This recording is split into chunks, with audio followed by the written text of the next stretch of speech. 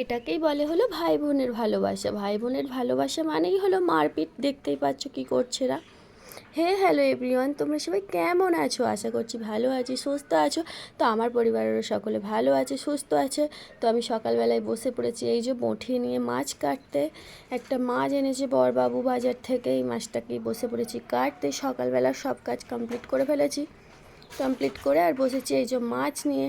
মাছটা কেটে আনেনি, আমাকে বসে এখন কাটতে হচ্ছে, এটাই সমস্যা। আসলে আমি মাছ টাছ কাটতে পারি বলে বড়বাবু অতটা আর গ্রাহ্য করে বাজার থেকে কেটে আনেনি। তারপরে আমি বসিয়ে দিয়েছিলাম একটুখানি, বানিয়ে নিচ্ছি আর কি রুটি। আজকে মিস্ত্রি লেগেছে, সেই জন্যই এই যে টিফিনের রুটি খাওয়া হবে, সেই জন্য একটু রুটি বানিয়ে নিচ্ছি। এই কিছুদিন পর পরই খালি কাজ হবে আর ঘরদোর খালি নোংরা হবে। এত পরিমাণে ঘরদোর নোংরা হয় না, বাড়িতে যদি কাজ হয় ভীষণ পরিমাণে ঘরদোর নোংরা হয়ে যায়। এই 3 মাস আগে যখন বাইরেটা প্লাস্টার হলো, পুরো ঘরদোর নোংরা ছিল, পরিষ্কার করলাম, আবার শুরু করে দিয়েছে ওপর ঘর, ভেতরের দিকে কাজ কমপ্লিট হবে, সেই জন্য আবার চিপিং হচ্ছে উপরে মিস্ত্রি, সেই জন্যই মিস্ত্রি লেগেছে। আর এই যে আমি বানাচ্ছি এখন রুটি, আর বসিয়ে দিয়েছি একটু তরকারি, কুমড়ো আলু বটবটির তরকারি। বটবটিগুলো হচ্ছে গাছেরই, ছাদের বাগানে যে গাছ হয়েছে সেই গাছের বটবটি।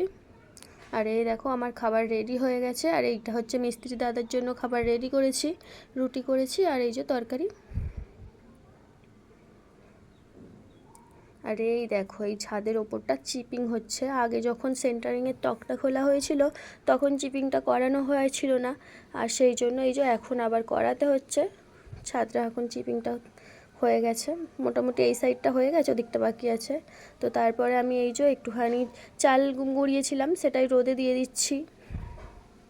চালটা গুঁড়িয়েছিলাম, জানি কাজকর্ম নেই আর পিঠে বানাবো একটু, কিন্তু যেহেতু বাড়িতে কাজ হচ্ছে, তারপরে আবার বিকেলবেলা একটু বেরোবো, সেই জন্য আজকে আর পিঠেটা বানাবো না। তো সেই জন্য ভাবলাম একটু রোদ্দুরে দিয়ে দিই, তাহলে গুঁড়িটা ভালো থাকবে, নষ্ট হবে না, পরে অন্য দিন করা যাবে। তো সেই জন্য রোদ্দুরের মধ্যে আমি এই যে বসে বসে এখন গুঁড়ি মিলছি। চাল গুঁড়িয়েছি, সেই গুঁড়িগুলোই মিলে দিচ্ছি। আর একটা একটা দেখছিলাম যে কালো কালো কি পড়েছে, তো সেগুলোই বেছে বেছে পরিষ্কার করে দিচ্ছি। হাওয়া দিচ্ছে তো সেই জন্য নোংরাও উড়ে উড়ে পড়ছে। তারপরে এই যে স্নান টান করে চলে এসেছি, জামা কাপড়গুলো সব মেলা ছিল, সেগুলোই তুলে নিচ্ছি আর কি। আমার তো রোজের এই যে ডিউটি, চারটি চারটি করে জামা কাপড় খালি কাচা। 4টে মানুষের জামা কাপড় তো অনেকই হবে।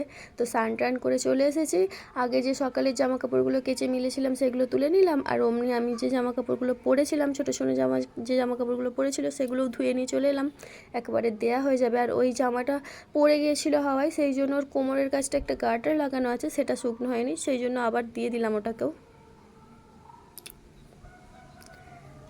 তারপরে আমি এই যে বসে পড়েছি খাবার খেতে। আজকে বানিয়েছি পটল আলু মাছের ঝোল, একটু চাটনি আর ভাত। তো চলো বন্ধুরা আমি ভাতটা খেয়ে নিই। এই যে সন্ধেবেলা এসেছিলাম একটু দিদি ভাইদের বাড়িতে, সানির শরীর খারাপ, তো সেই জন্যই সানিকে দেখতে এসেছি। আর এই দেখেছো 2 ভাই বোনে কীরকম করছে, ছোটো সোনা কতটা ঠান্ডা, তোমরা খালি একবার দেখে নাও আমাকে কতটা পরিমাণে ডিস্টার্ব করে সারাদিন, যে তোমরা ভাবনাও করতে পারবে না। এতই ছটপটে ছোটো সোনা, ভীষণ ছটপটে। 2 ভাই বোনে খেলা করছে না মারপিট করছে এটাই বুঝতে পারবে না, কিন্তু খেলাই করছে, দুজনে মিলে ওইভাবে খেলা করছে। ওর দাদা শুয়ে পড়ছে, ও পিঠের মধ্যে উঠে তার চুল ধরে টানছে, তার তো লাগছে, সে ছাড়িয়ে দেওয়ার চেষ্টা করছে, আর ও উঠে তার পিঠের মধ্যে ঘাড়ের মধ্যে উঠে পড়ছে।